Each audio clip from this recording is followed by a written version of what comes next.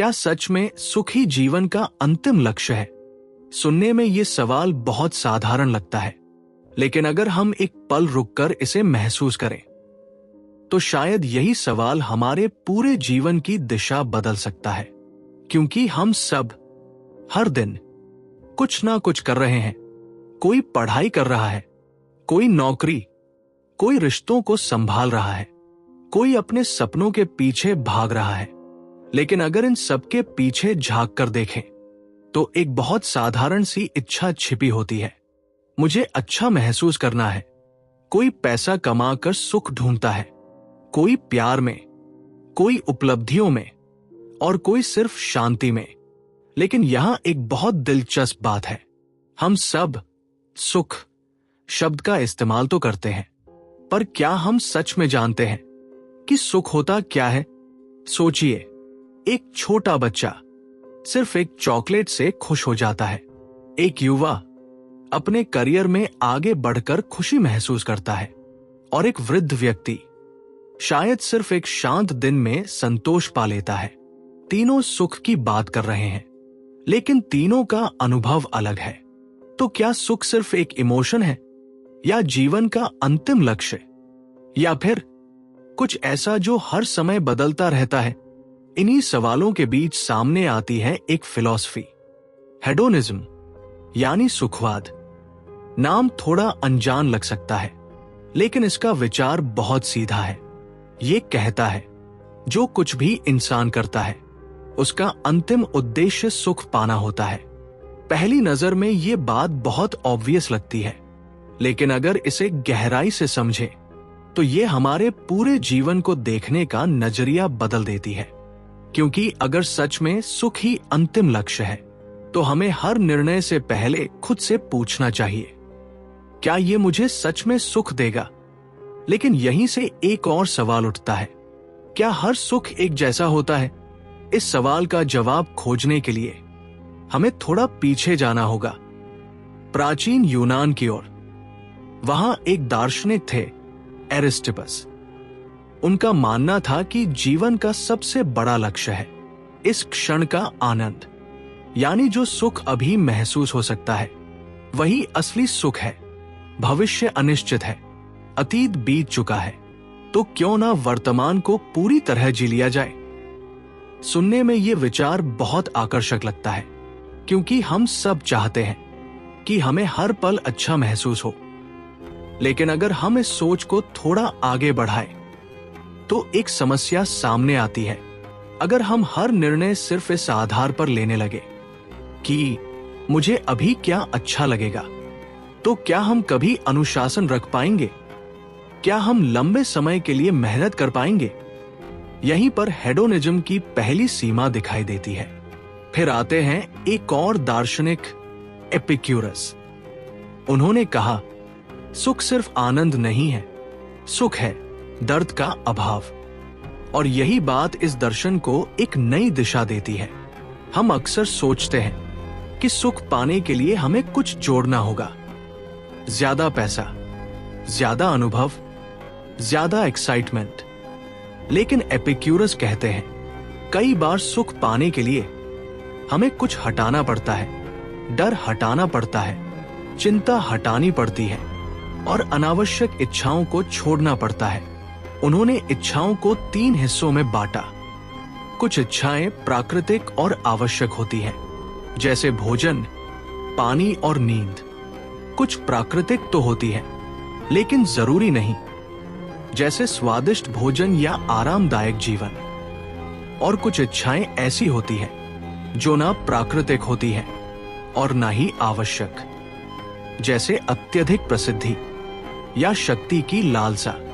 Epicurus का कहना था, अगर हम अपनी इच्छाओं को समझदारी से चुन लें तो बहुत साधारण जीवन में भी गहरा सुख पाया जा सकता है। अब जरा अपने जीवन की ओर देखिए, क्या हम सच में अपनी इच्छाओं को समझकर चुनते हैं, या बस हर उस चीज के पीछे भागते रहते हैं जो थोड़ी देर के लिए अच्छा महसूस कराती है? यहीं पर हेडोनिज्म का असली फर्क दिखाई देता है।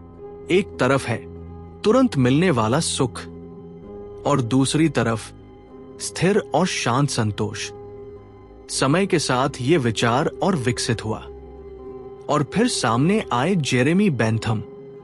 उन्होंने कहा, अगर सुख इतना महत्वपूर्ण है तो क्यों ना इसे व्यवस्थित तरीके से समझा जाए।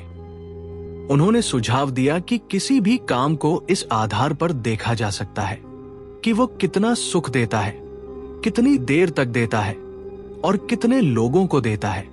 अब हेडोनिज्म सिर्फ व्यक्तिगत अनुभव नहीं रहा था, ये एक सामाजिक विचार बन चुका था।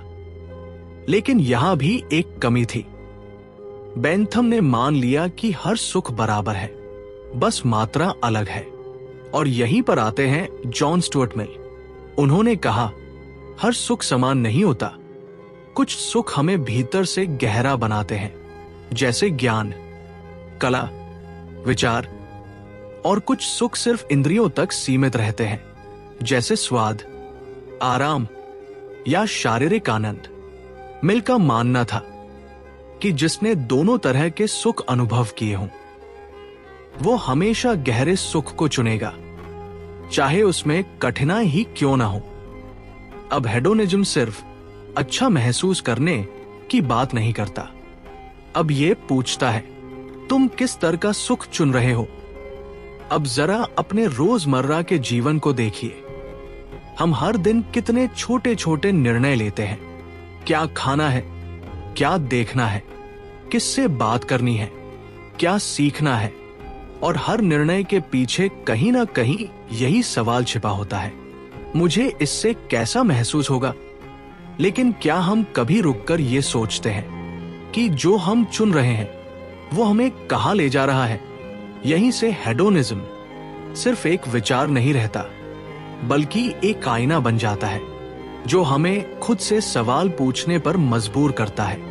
और शायद सबसे बड़ा सवाल यही है, अगर हमें चुनना हो एक ऐसा सुख जो आसान है लेकिन सही, और दूसरा ऐसा सुख जो कठिन है लेकिन गहरा, तो हम क्या चुनेंगे।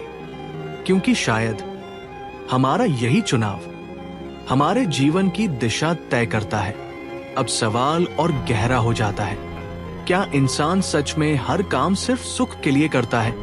क्योंकि जीवन में हम कई ऐसे काम करते हैं जो सीधे सीधे सुख नहीं देते। कठिन पढ़ाई, त्याग, सच्चाई के लिए खड़ा होना। तो क्या इनके पीछे भी कहीं ना कहीं अच्छा महसूस करने की इच्छा छिपी होती है। यहीं से आता है साइकोलॉजिकल हेडोनिज्म।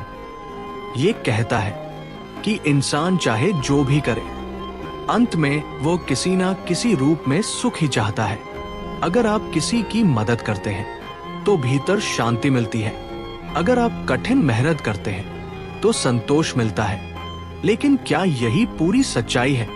शायद नहीं, क्योंकि कई बार हम ऐसे रास्ते भी चुनते हैं जहां हमें तुरंत सुख नहीं, बल्कि दर्द और संघर्ष मिलता है। और यहीं से हेडोनिज्म को चुनौती मिलती है।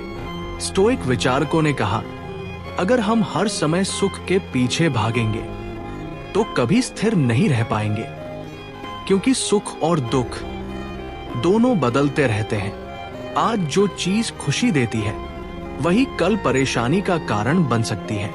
इसलिए असली शांति बाहर नहीं, हमारे भीतर होनी चाहिए। और फिर आता है बुद्धिस्ट दृष्टिकोण। ये कहता है, जीवन में दुख है और उस दुख का कारण है हमारी इच्छाएं। ध्यान से समझिए, हेडोनिज्म कहता है सुख की ओर बढ़ो, लेकिन बुद्धिज्म कहता है सुख की लगातार चाह दुख पैदा करती है।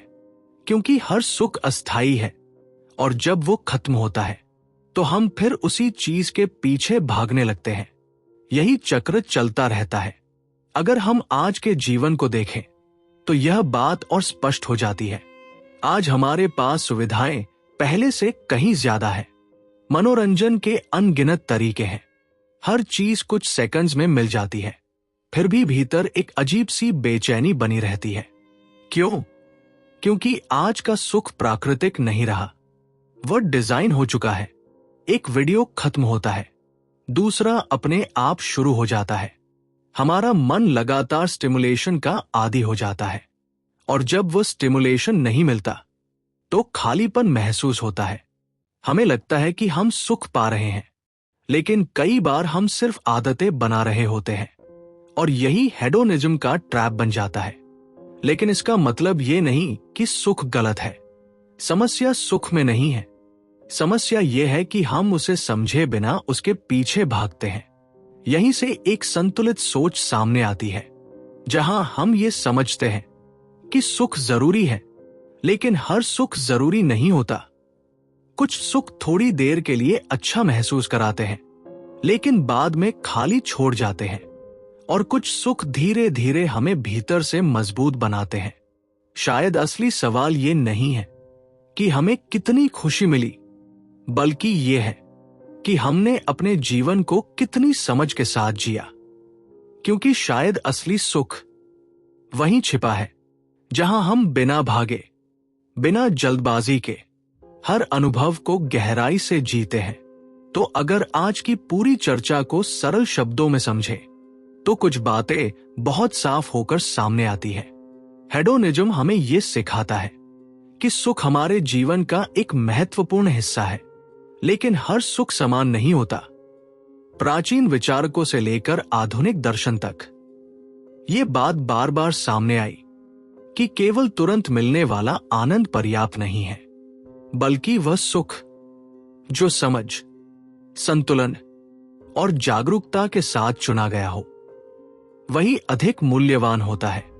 हमने ये भी देखा कि अगर हम बिना सोचे समझे सुख के पीछे भागते हैं तो वही चीज हमें बेचैन भी कर सकती है।